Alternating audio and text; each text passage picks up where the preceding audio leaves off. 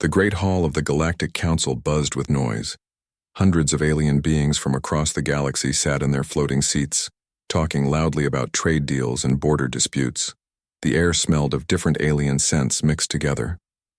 Some delegates had tentacles, others had fur, and a few glowed with soft light from their skin. Ambassador Hyun-woo walked slowly to the center speaking platform. His simple black suit looked plain next to the colorful robes and metal armor worn by the other delegates. Behind him, Jamin followed quietly, carrying a single datapad. The two humans looked small compared to the massive Thorvac delegates or the tall, thin Zilani representatives. Chairman Veltar of the Zilani barely looked up from his golden data screen. His long neck stretched high above his seat, and his four eyes moved independently as he read reports about mining rights in the outer systems. The chairman had been in power for over 200 years, and he had seen many species come and go from the council chambers. Hyun-woo reached the speaking platform and waited. The noise in the hall continued. Some delegates were arguing about shipping routes, others were making deals for rare metals. A few were even sleeping in their seats. Nobody seemed to notice that the human ambassador was ready to speak. "Attention, council members," Hyun-woo said into his voice amplifier. His words echoed through the hall, but many delegates kept talking. He waited a moment, then spoke again, louder this time. "I have an important announcement from Earth and all human colonies." A few aliens turned to look at him. The Vathari delegate, Thexani, stopped reading her reports and gave him a bored stare with her 6 eyes. The massive Korthak representative shifted in his chair with a sound like grinding stone, but didn't look up from his meal. "The United Earth Government and all human colonial administrations have decided to withdraw from the Galactic Council," Hyun-woo said clearly. "Effective immediately, humanity will no longer participate in galactic affairs." The hall fell quiet for about 3 seconds. Then the talking started again, even louder than before. Most delegates acted like they hadn't heard anything important. Chairman Veltar finally looked up from his data screen. "Is there a specific reason for this decision?" Veltar asked in a bored tone. His translator made his voice sound flat and emotionless. "Earth government believes it is time for humanity to focus on our own development," Hyun-woo replied. "We thank the Council for the opportunity to participate, but we are withdrawing our membership." Council Secretary Nixara, a small purple being with too many arms, made a note on her datapad. "Will human colonies continue trade agreement?" she asked without looking up. "All current agreements will end in 30 standard days," Hyun-woo said. "Human ships will complete existing deliveries, then return to human space."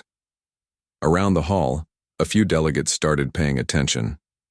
Trade Coordinator Rexavan stood up quickly, his mechanical legs clicking on the floor.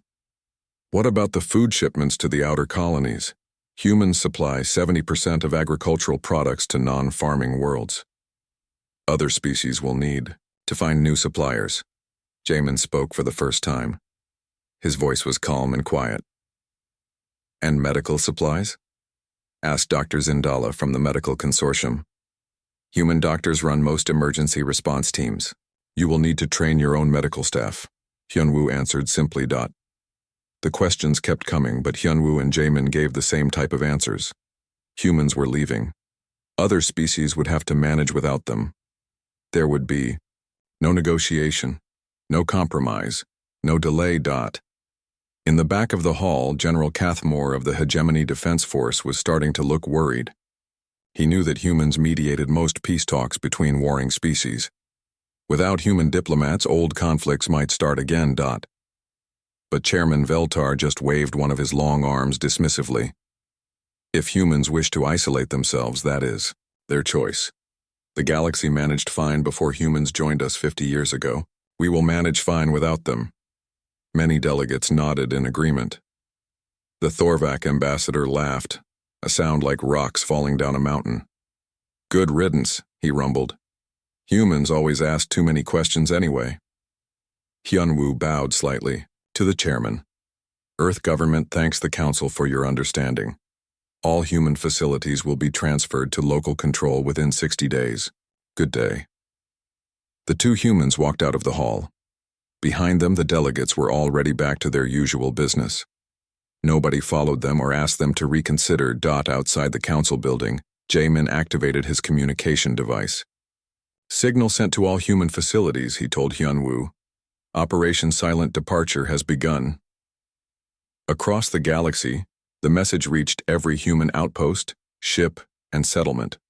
On mining stations in the asteroid belts, human engineers started shutting down the complex systems they had built and maintained for decades. On agricultural worlds, human farmers began packing their equipment and teaching tools. Yoon received the message while she was treating alien refugees on the war-torn planet Xeris IV.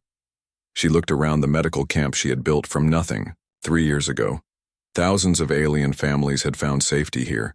Her team had saved countless lives with human medical technology and techniques. Pack everything, she told her staff quietly. We leave in 48 hours. Her assistant, a young human doctor named Taeho, looked confused. What about the patients? What about the refugee camps? Local authorities will take over, Daun said, though she knew the aliens had no idea how to run the complex medical systems humans had set up. Our orders are clear. Similar scenes played out on hundreds of worlds. Human engineers left their posts at power plants and communication stations. Human teachers stopped their classes at alien universities. Human researchers packed up their laboratories and headed home. The aliens watched with confusion, but no real concern. They had always seen humans as helpful but replaceable. Humans did the boring jobs that nobody else wanted. They grew food, fixed machines, and treated the sick. Surely these tasks couldn't be that difficult. On the Zilani homeworld, Junseo was packing up his engineering workshop. He had spent 15 years maintaining the atmospheric processors that kept the planet's air breathable for its billion inhabitants. He had tried many times to train Zilani engineers to understand the complex systems, but they always said it was beneath their attention. The great Zilani will figure it out, he muttered to himself as he loaded his personal tools onto a transport ship. They think they're so smart. In deep space, Captain Yunseo was commanding a human cargo ship loaded with rare metals bound for the consortium core worlds. She received the withdrawal message just as her ship was preparing to dock at a massive space station. Change course, she told her crew. We're going home. The space station's traffic controller contacted her. Ship immediately. Cargo vessel Harmony, you are cleared for docking. Why are you changing course? Delivery cancelled, Yunseo replied, all cargo returning to human space. You can't just leave. We need those metals for our manufacturing plants. But Yunseo had already shut off the communication channel. Her ship turned away from the station and headed toward the nearest jump point back to human territory. Within one standard week, human presence in galactic civilization had vanished completely. Communication arrays went silent. Supply ships stopped arriving. Medical teams packed up and left. Engineering consultants terminated their contracts. The galaxy barely noticed. Most aliens were too busy with their own affairs to worry about where the humans had gone. After all, humans had always been quiet and polite. Nobody expected them to be missed very much. Chairman Veltar made one final note in the council records. Humanity has withdrawn from galactic participation. Matter closed. He had no idea that he had just signed his own civilization's death warrant. 3 months after the humans left, Consul Thexani of the Vathari Syndicate stared at her data screens in growing confusion. Red warning lights blinked across the display, showing system failures throughout the Kepler mining sector. 12 automated mining platforms had gone offline in the past week. Send repair teams to all affected platforms, she ordered her assistant. We already tried, Consul, the assistant replied nervously.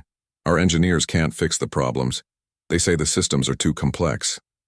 Thexani's 6 eyes narrowed. Too complex? These are just mining machines. How complex can they be? But when she looked at the technical reports, she started to understand the problem. The mining platforms weren't simple machines at all.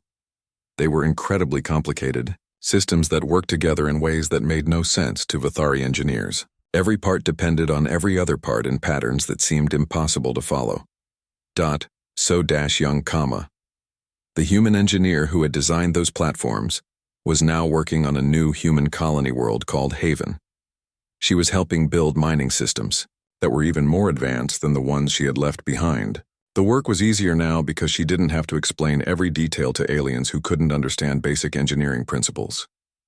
The problem with the old platforms, she told her new assistant, a young human engineer named Minho, was that I had to make them foolproof. But you can't make anything completely foolproof because there's always a bigger fool. Minho laughed as he watched So-Young design a new ore processing system that could adapt to different mineral types automatically. What do you think happened to the platforms we left behind? They probably stopped working the moment something unexpected happened, So-Young said. I tried to train replacement engineers for 2 years, but they never wanted to learn the theory. They just wanted simple instructions they could follow blindly. On the agricultural world of Demeter 7th, Prime Administrator Corvus was facing an even bigger crisis. The planet's massive food production systems were failing catastrophically. Crop yields had dropped by 60% in just 3 months, and nobody knew why. The human agricultural specialists left detailed manuals, his chief scientist reported. We're following every instruction exactly. Then why are the crops dying? Corvus demanded.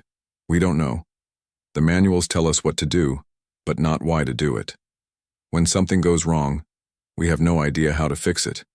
The truth was that human agriculture was far more complicated than it appeared. Tejo, who had been the lead agricultural coordinator for the sector, was now working on terraforming projects for new human worlds. He had spent years trying to teach alien farmers about soil chemistry, genetic optimization, and ecosystem balance, but they had always been more interested in quick solutions than deep understanding.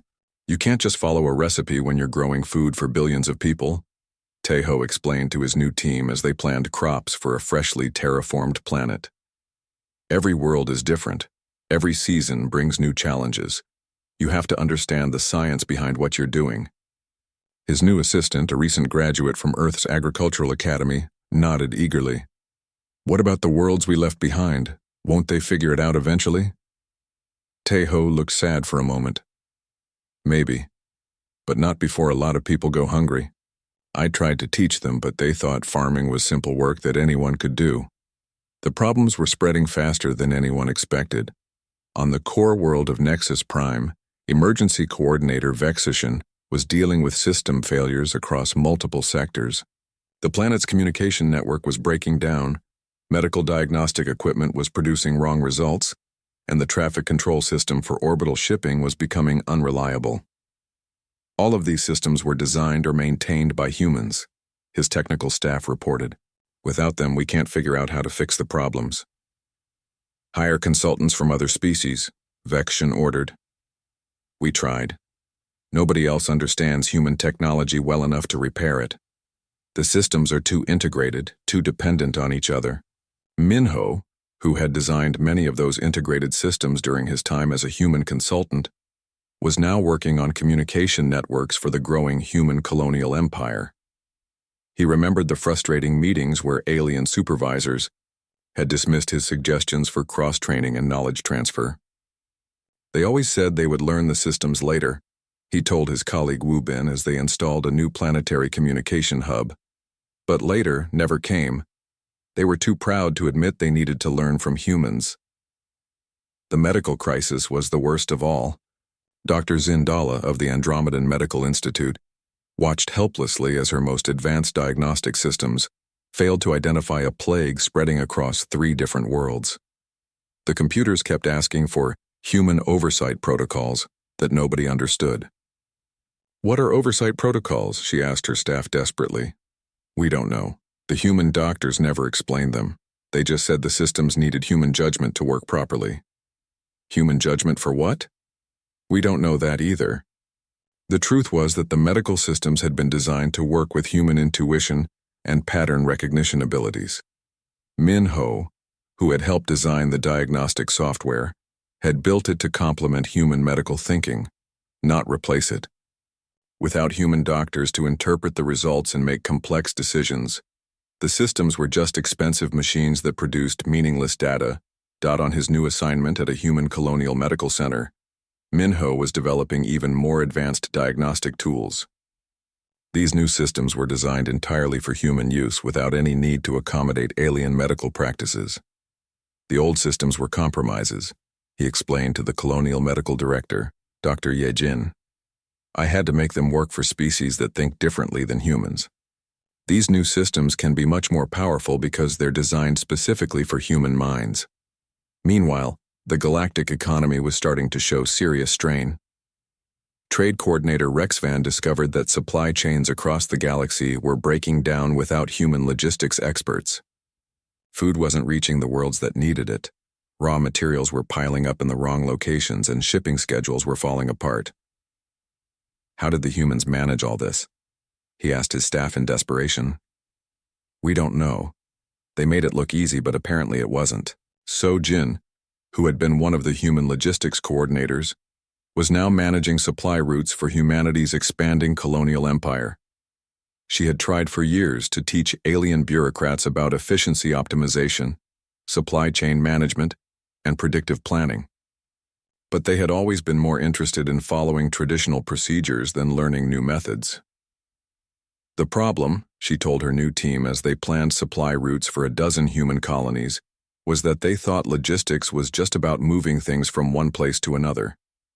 They never understood that it's really about predicting what people will need, when they'll need it, and how to get it there efficiently. Her assistant looked at the complex planning software they were using. This is incredible. Why didn't you teach them to use systems like this? I tried, Sojin replied sadly, but they said it was too complicated. They wanted simple solutions for complex problems. That never works. The situation was getting worse every day.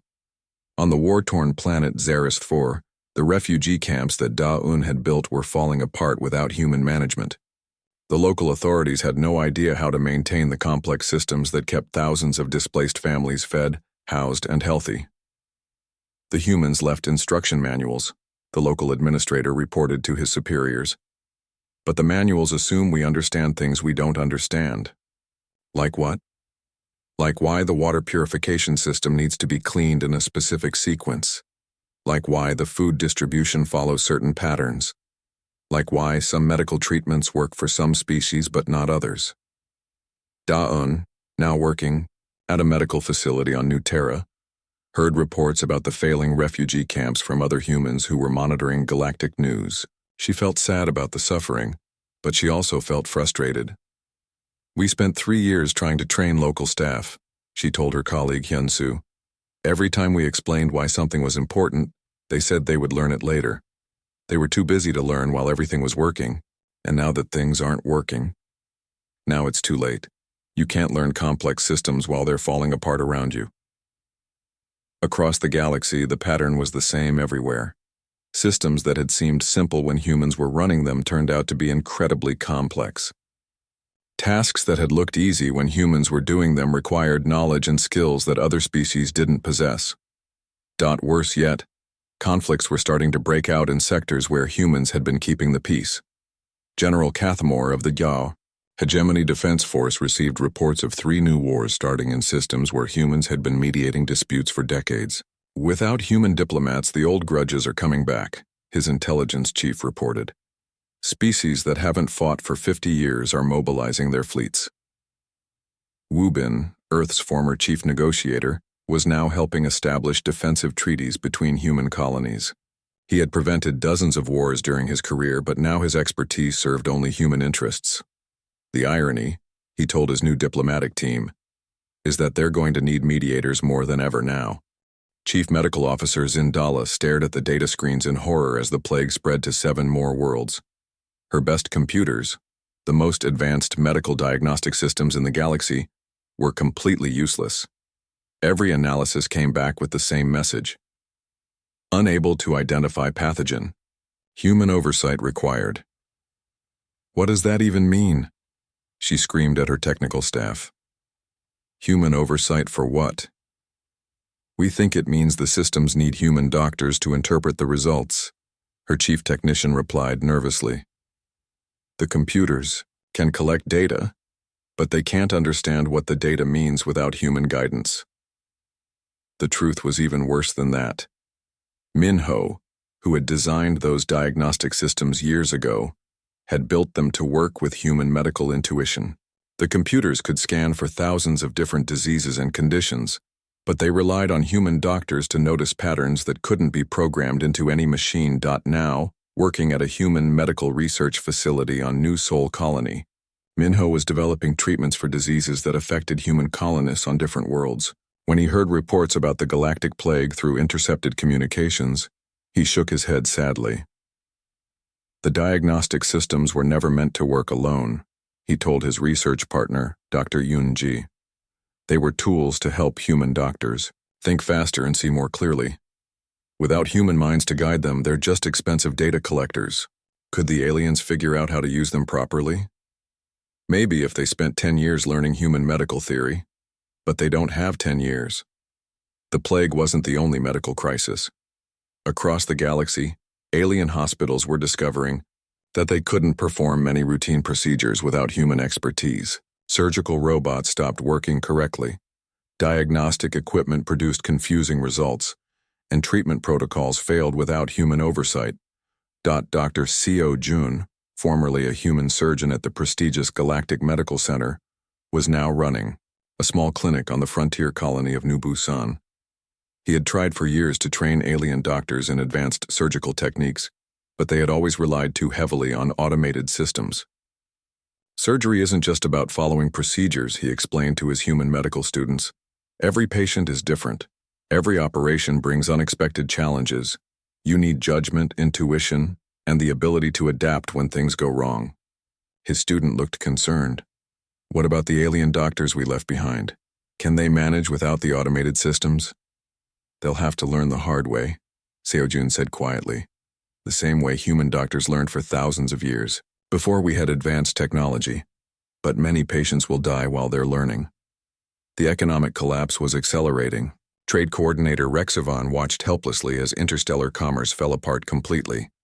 Without human logistics experts, nobody could figure out how to move goods efficiently between star systems. The humans made it look so simple, he complained to his staff. Ship cargo from here to there, deliver on time, everyone's happy. How hard could it be? His assistant showed him a data pad covered with shipping schedules, cargo manifests, and route calculations. We tried to follow their old procedures, but nothing works. Ships arrive at the wrong destinations, cargo gets lost in transit, and delivery times are completely unpredictable. The problem was that human logistics weren't based on simple procedures. They were based on complex predictive models that took into account thousands of variables: seasonal demand fluctuations, political stability, weather patterns, fuel costs, and dozens of other factors that changed constantly. Jin, now managing supply chains for the expanding human colonial empire, was using even more sophisticated systems than she had used in galactic service. Her new logistics networks could adapt automatically to changing conditions and optimize routes in real time. The difference, she told her training class of new human logistics specialists, is that we're not trying to accommodate dozens of different alien bureaucracies anymore. We can design systems that actually work efficiently instead of systems that work around alien inefficiency. One of her students looked at the elegant supply chain models they were studying. Why didn't you implement systems like this in the galaxy? We tried, but the aliens insisted on maintaining their traditional procedures. They wanted us to work around their inefficiencies instead of fixing the problems.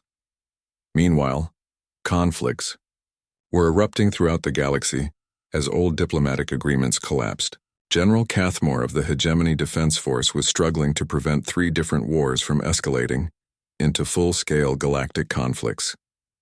The Thorvak and Zelani are mobilizing fleets against each other, his intelligence chief reported. The Vothari are claiming territory that the consortium says belongs to them, and the Outer Rim colonies are declaring independence because they can't get supplies from the core worlds. What about our peacekeeping forces? Sir, we don't know how to do peacekeeping. The humans always handled negotiations and mediation. Our forces are trained for fighting, not for preventing fights. Wu Bin, humanity's former chief diplomatic negotiator, was now helping establish trade agreements between human colonies and a few alien species that had maintained friendly relations with humanity. He heard about the spreading conflicts through intelligence reports. It's tragic, he told his diplomatic team as they prepared for negotiations with a delegation from the peaceful Kelvari species. "We spent 50 years building a framework for galactic peace, and they're tearing it down in 6 months." His assistant looked puzzled. "Couldn't they just follow the same procedures you used?" "Diplomacy isn't about procedures," Wu Bin explained.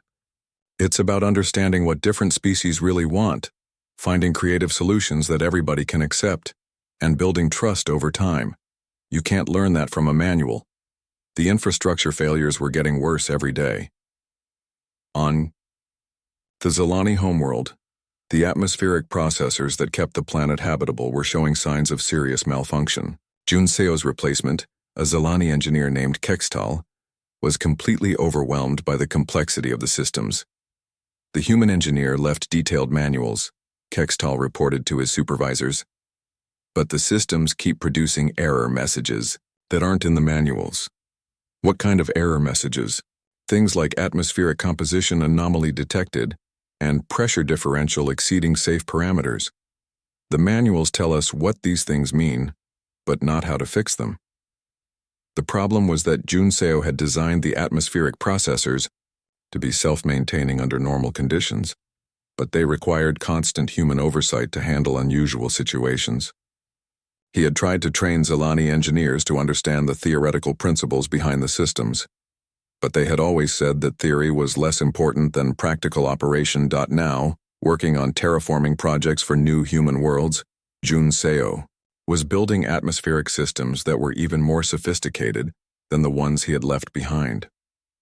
"The new systems are designed to be completely autonomous," he explained to his engineering team. "We don't have to worry about training aliens to maintain them, so we can make them as complex as they need to be." His assistant looked at the elegant atmospheric control designs. "These are amazing. They're like ecosystems that regulate themselves." "That's exactly what they are," Jun Seo replied. "The old systems were simplified because I had to make them maintainable by engineers who didn't understand ecological theory. These new systems can be as sophisticated as nature itself." Space elevators, the massive structures that made interplanetary trade economical, were beginning to show structural stress throughout the galaxy. The elegant mathematical models that made these impossible structures feasible were locked in the minds of human engineers who were no longer available for consultation. Dr. Narration, of the Consortium Science Division, watched in growing panic as monitoring systems reported stress fractures in the carbon nanotube cables of 3 different space elevators. "Can we repair the damage?" she asked her engineering team. "We don't know how. The human engineers who designed these structures used mathematical models we don't understand. Without those models, we can't predict how repairs will affect the overall structural integrity." Ye Jin, the human engineer who had pioneered space elevator technology, was now designing orbital infrastructure for humanity's new worlds. Her latest designs used principles that went far beyond anything she had been able to implement in galactic space. "The problem with the old elevators," she told her research team, "was that I had to use materials and construction techniques that alien contractors could handle. These new designs use advanced techniques that only humans have mastered." One of her researchers looked at the specifications for a new type of orbital ring system. "This is incredible. It's like a space elevator, but even better." "It's what I always wanted to build," Ye Jin said with satisfaction. "But I never could, because the aliens insisted on using their traditional construction methods." Emergency Coordinator Vexgen was trying desperately to coordinate responses to crises across multiple sectors. But his communication systems were failing faster than he could replace them. The integrated networks that humans had built to connect different worlds and species were breaking down without proper maintenance. Fleet Admiral Yi Jun stood on the bridge of the HSS Indomitable, watching as the last evacuation ships from the Milky Way galaxy disappeared into jump space. The massive human fleet was heading toward their new home in the Andromeda galaxy, where dozens of thriving human colonies were already established. "Final count, Admiral," his communications officer reported. "All human personnel and equipment successfully evacuated. No humans remain in Milky Way space." Yi Jun nodded as he looked at the tactical display showing the galaxy they were leaving behind. Red warning indicators marked failing infrastructure, collapsing governments, and spreading conflicts across hundreds of star systems. The galaxy that had once seemed so advanced and sophisticated was dying without human expertise to maintain it. "Signal all ships," he ordered. "Course set for New Terra. Maximum speed." Behind them, the Milky Way galaxy continued its spiral into chaos. The humans had left quietly, without fanfare or threats, taking with them the knowledge and skills that had held galactic civilization together for 50 years. Archaeological team leader Xian Wu was documenting the abandoned ruins on what had once been the consortium capital world. His team was studying how quickly advanced civilizations could collapse when they lost the technical expertise that supported their infrastructure. "It's remarkable," he told his research assistant as they explored a massive city that had been abandoned when its life support systems failed. "This world had a population of 12 billion just 1 year ago. Now it's completely empty." "Where did everyone go?" "Some evacuated to other worlds, but most of those worlds are failing too. The lucky ones found primitive agricultural worlds where they could survive without advanced technology. The unlucky ones." Xian Wu gestured at the empty buildings around them. "They didn't survive at all." His research was showing that entire species were going extinct as their technological civilizations collapsed. The Zelani, who had once ruled dozens of star systems, were now reduced to a few million survivors living on agricultural worlds. The mighty consortium had fragmented into hundreds of small city-states that barely remembered their former glory. Intelligence analyst Ye Jin was compiling reports from monitoring stations that tracked communications from the Milky Way galaxy.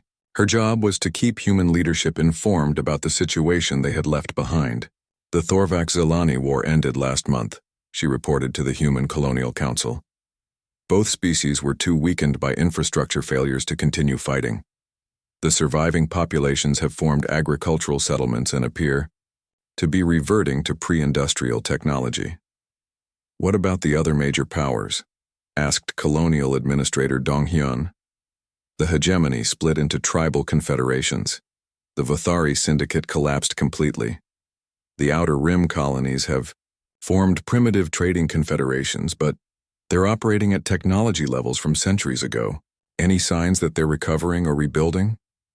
"None. Without human knowledge to guide them, they can't maintain advanced technology. They're adapting by abandoning it entirely and returning to simpler ways of life."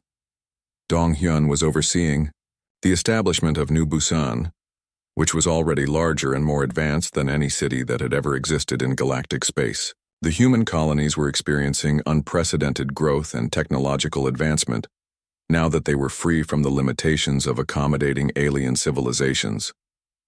"It's ironic," he told his city planning team as they designed infrastructure for a population that was growing by millions every year. "We're building more impressive cities now than we ever could in the galaxy. When we didn't have to worry about alien limitations, we could finally achieve our full potential." His assistant looked at the plans for New Busan's transportation system, which would move people and goods more efficiently than anything that had existed in galactic civilization. "The efficiency is incredible. Why couldn't we build systems like this in the galaxy?" "Because every alien species insisted on using their own incompatible technologies and procedures," Dong Hyun explained. "We had to design everything to work, with dozens of different alien systems. Now we can optimize everything for maximum human efficiency."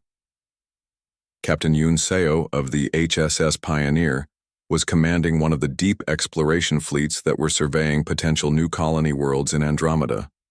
Her ships were discovering garden worlds, resource-rich systems, and natural wonders that exceeded anything found in the Milky Way.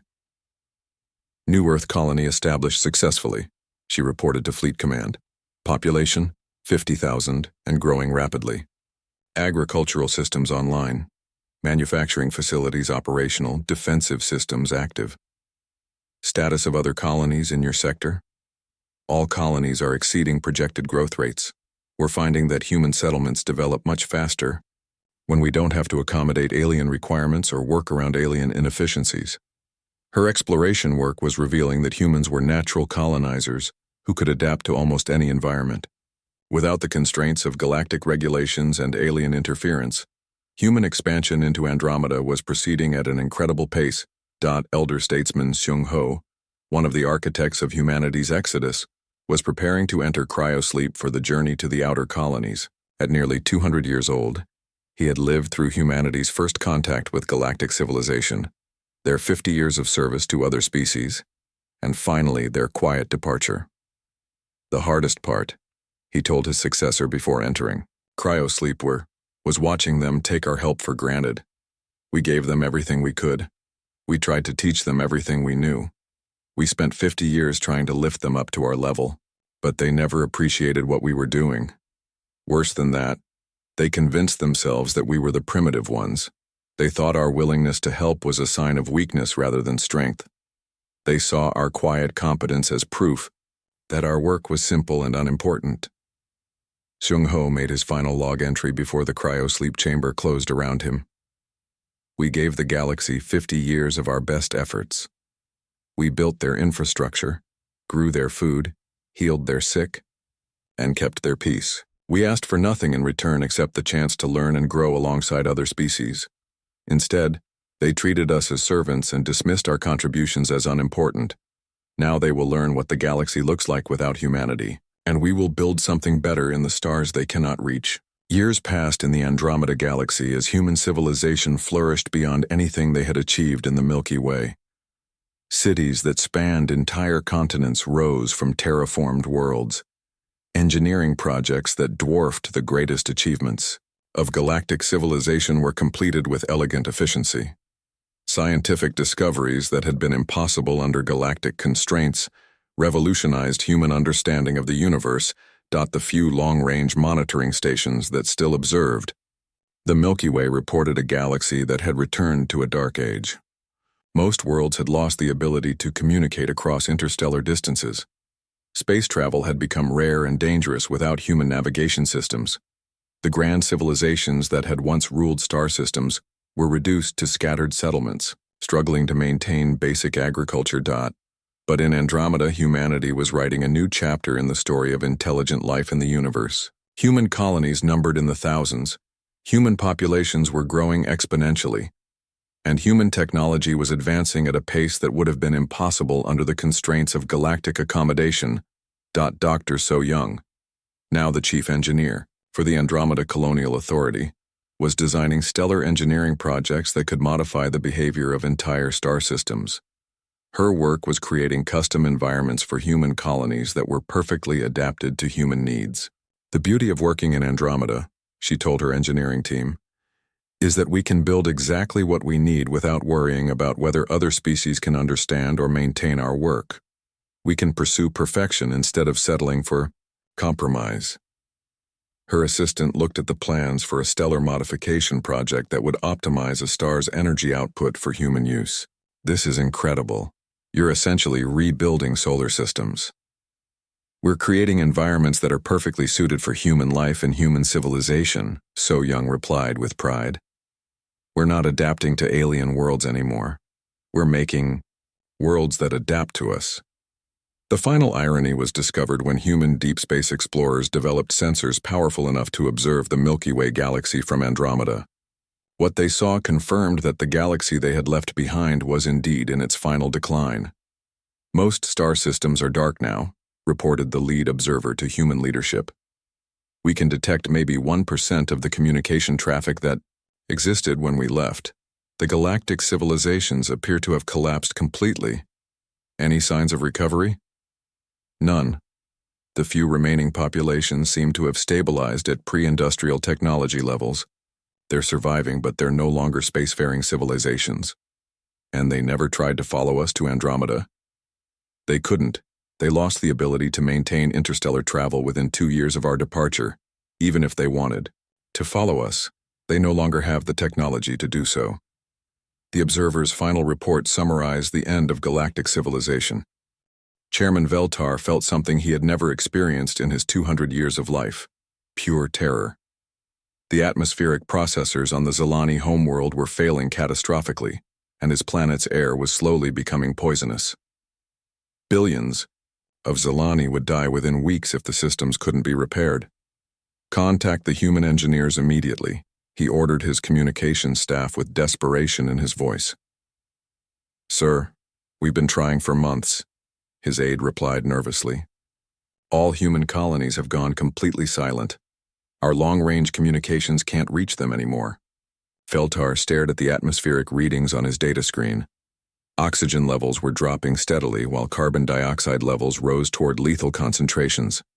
The elegant machines that Jun Seo had built and maintained for 15 years were breaking down in ways that no Zilani engineer could understand or fix. Jun-SEO, the human engineer who had designed those very atmospheric processors, was now working on climate control systems for New Sol, a thriving human colony in the Andromeda galaxy. His new atmospheric systems were marvels of engineering that could terraform entire worlds in decades instead of centuries. The irony, he told his assistant while calibrating a planetary weather control system, is that the Zilani always said my work was too simple for their advanced minds. They never wanted to learn the theory behind atmospheric chemistry because they thought it was beneath them. His assistant looked at the complex environmental models they were using. These systems are incredibly sophisticated. How could they think atmospheric engineering was simple? Because when everything works perfectly, it looks easy, Jun Seo replied sadly. They saw the results but never understood the science that made it possible. Meanwhile, on dozens of other worlds, similar disasters were unfolding. The space elevator connecting the consortium capital to its orbital manufacturing stations was developing structural failures that threatened to bring down the entire system. If it collapsed, the debris would destroy every satellite and space station in orbit around the planet. Dr. Naravan of the Consortium Science Division was working frantically with teams of engineers from multiple species, but none of them understood the mathematical principles that made space elevators possible. The stress analysis models were beyond their comprehension, and every attempt to repair the structure seemed to make the problems worse. "We need the human engineer who designed this system," she told the Consortium Emergency Council. "Without her knowledge, we can't predict how the structure will behave." "The human Hayajin left detailed blueprints and manuals," Council Leader Mordak replied impatiently. "The blueprints show us what was built, but not why it was built that way," Naravan explained desperately. "Space elevators operate on principles that we don't fully understand. We need someone who knows the theory, not just the procedures." Hyejin, who had indeed designed that space elevator, was now working on orbital ring systems around multiple human colony worlds. Her new designs were far more advanced than anything she'd been able to build in galactic space, using construction techniques and materials that other species had never mastered. "The old space elevator was a compromise," she explained to her engineering students as they watched the construction of a massive orbital platform. "I had to use materials and methods that alien contractors could handle, which limited what was possible. These new systems use our most advanced techniques." A student pointed to the elegant curves of the orbital ring taking shape above them. "It's beautiful, like a work of art." "Engineering is art," Hyejin replied with pride.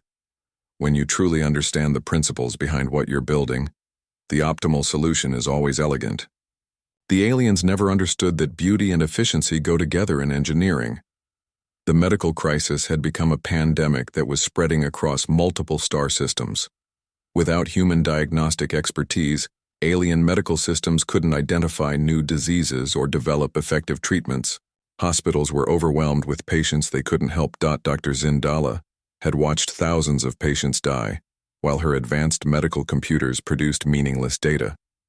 The sophisticated diagnostic systems that Minho had built required human medical intuition to interpret their results, and no alien doctor possessed the necessary understanding. "We need to shut down the medical computers and go back to basic treatments," she finally admitted to her staff. "At least we can treat symptoms, even if we can't identify causes." "But that will set medical science back by centuries," her chief resident protested. "It's better than letting everyone die while we wait for machines to tell us what we already can't understand," Zindala replied bitterly. Min-Ho, who had designed those medical systems, was now working at a human medical research center that was making breakthrough discoveries in genetic therapy and regenerative medicine. The medical techniques being developed in human space were decades ahead of anything that had existed in galactic civilization. The difference, he told his research team, is that we're not trying to make our systems work for dozens of different alien biologies. We can focus on human medicine and push the boundaries of what's possible. His colleague, Dr. Yoon Ji, looked at their latest research results. We're essentially creating a new branch of medical science. These techniques could revolutionize human health. They already are, Minho replied with satisfaction. Human life expectancy in the colonies has increased by 30% in just 6 months. We're achieving things we never could have achieved, while trying to accommodate alien medical practices. The economic collapse had reached the point where entire civilizations were reverting to primitive subsistence economies. Without human logistics expertise, interstellar trade had become impossible. Worlds that had depended on imported food were experiencing massive famines. Trade coordinator Rexavan was presiding over the complete breakdown of galactic commerce. Ships were lost in space because navigation systems failed without human oversight. Cargo was rotting in spaceports because nobody knew how to coordinate deliveries. Currency systems were collapsing because the complex financial networks that humans had maintained were breaking down. How did the galaxy function before humans joined us? He asked his few remaining staff members. It didn't function this way, his assistant replied. Before humans, trade was much simpler. Each species mostly traded with their neighbors, not across the entire galaxy. The humans created the systems that made galactic-scale commerce possible. So Jin, who had been one of the architects of galactic trade networks, was now managing supply chains for the human colonial empire that spanned multiple star systems. Her new logistics networks were more efficient and reliable than anything that had existed in galactic space. We can optimize everything now, she told her logistics team as they planned supply routes for dozens of human colonies. We don't have to work around alien bureaucracies, inefficient alien procedures, or species that refuse to adopt better methods. Her assistant marveled at the smooth flow of goods between human worlds. The efficiency is incredible. How were you able to make galactic trade work at all with all those alien complications? We couldn't really, Sojin admitted. Galactic trade was always inefficient and unreliable. We just made it work well enough to prevent total collapse. But it was never as good as it could have been. Wars were breaking out across the galaxy, as the diplomatic frameworks that humans had built collapsed completely. Species that had maintained peace for decades were now fighting over resources, territory, and trade routes. General Cathmore was trying desperately to prevent the hegemony from being drawn into multiple conflicts, but without human mediators, every dispute escalated into violence. His military forces were designed for fighting, not for the complex peacekeeping and negotiation work that humans had always handled. The Thorvac have declared war on the Zelani, his intelligence chief reported. The Vathari are invading Consortium territory, and 12 different species are claiming ownership of abandoned human colonies. Can we mediate any of these conflicts? Sir, we don't know how to mediate. Our diplomats are trained in military alliance, not in peace negotiation. The humans were the ones who knew how to find solutions that everybody could accept. Wu Bin, humanity's former chief negotiator, was now helping establish the political structure for a federation of human colonies. His new diplomatic framework was more sophisticated and effective than the galactic system had ever been. The advantage of working with only humans, he explained to his diplomatic training class, is that we share common values and ways of thinking. We can build consensus much more easily than in the old galactic system, where every species had completely different priorities. One of his students looked at the elegant governmental structure they were designing. This is like democracy, but better, more efficient and more representative at the same time.